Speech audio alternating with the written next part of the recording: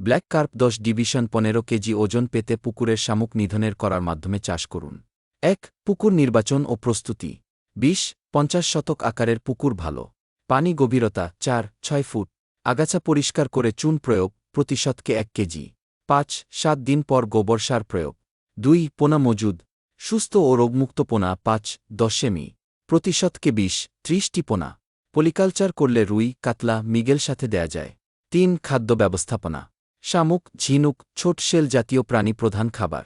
সাথে ভুসি, খৈল ও বাণিজ্যিক ফিড দেয়া যায়। দৈনিক 2 বার খাবার। 4. পানি ও যত্ন।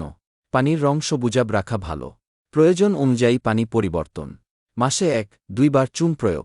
5. রোগ প্রতিরোধ। নিয়মিত পানি পরীক্ষা। অসুস্থ মাছ আলাদা রাখা। প্রয়োজন হলে বিশেষজ্ঞের পরামর্শে ওষুধ ব্যবহার। 6. আহরণ, হারভেস্টিং। 8. 12 মাসে মাছ 1-2 কেজি বা তার বেশি হয়। জাল দিয়ে ধরা যায়। বিশেষ টিপস: ব্ল্যাক কার্প শামুক খেয়ে বড় হয়। তাই পুকুরে শামুকের পর্যাপ্ত সরবরাহ নিশ্চিত করলে লাভ বেশি হয়।